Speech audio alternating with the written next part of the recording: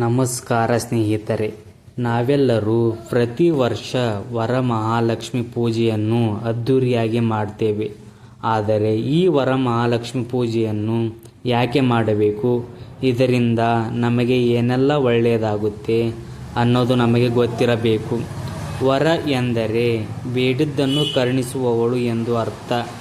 ಶ್ರಾವಣ ಮಾಸದ 2ನೇ ಶುಕ್ರವಾರದಂದು ವರಮಹಾಲಕ್ಷ್ಮಿ ವ್ರತವನ್ನು ಆಚರಿಸಲಾಗುತ್ತದೆ.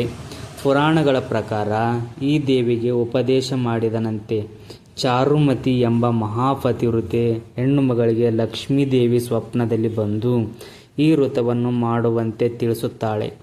ಚಾರುಮತಿ ಈ ಭಕ್ತಿಯಿಂದ ಈ ಪೂಜೆ ಮಾಡಿದ ತಕ್ಷಣ ಆಕೆಯ ಮನೆಯ ಸಕಲ ಐಶ್ವರ್ಯ ಒದಗಿ ಬರುತ್ತದೆ. ಅಂದಿನಿಂದ ಈ ವ್ರತ ಆಚರಣೆಗೆ ಬಂತು. ಈ ಪೂಜೆ ಮಾಡುವುದರಿಂದ ನಮಗೆ ಮುಖ್ಯವಾಗಿ 5 ಒಳ್ಳೆಯ ಪ್ರಯೋಜನಗಳು ಆಗುತ್ತವೆ. ಮೊದಲನೆಯದು, ವರಮಹಾಲಕ್ಷ್ಮಿ ಒಬ್ಬಳನ್ನು ಪೂಜಿಸಿದರೆ ಅದು ಅಷ್ಟಲಕ್ಷ್ಮಿಯರಾದ ಧನಲಕ್ಷ್ಮಿ, ಧಾನ್ಯಲಕ್ಷ್ಮಿ, ಧೈರ್ಯಲಕ್ಷ್ಮಿ, ಶೌರ್ಯಲಕ್ಷ್ಮಿ, ವಿದ್ಯಾಲಕ್ಷ್ಮಿ, ಕೀರ್ತಿಲಕ್ಷ್ಮಿ, ವಿಜಯಲಕ್ಷ್ಮಿ ಮತ್ತು ಸಂತಾನ ಲಕ್ಷ್ಮಿಯರನ್ನು ಒಟ್ಟಿಗೆ ಪೂಜಿಸಿದಷ್ಟೇ ಪುಣ್ಯ ಸಿಗುತ್ತದೆ.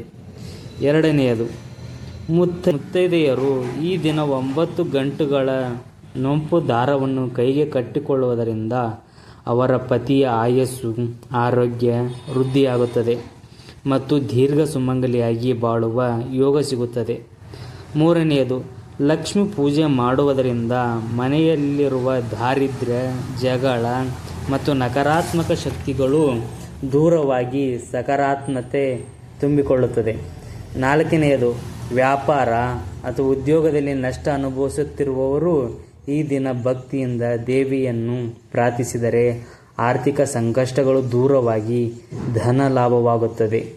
ಐದನೆಯದು, ಮನೆಯಲ್ಲಿ ಸಂತಾನ ಭಾಗ್ಯ ಇಲ್ಲದವರಿಗೆ ಸಂತಾನ ಪ್ರಾಪ್ತಿಯಾಗುತ್ತದೆ ಹಾಗೂ ಕುಟುಂಬದಲ್ಲಿ ಸುಖ, ಶಾಂತಿ, ನೆಮ್ಮದಿ ನೆಲೆಸುತ್ತದೆ.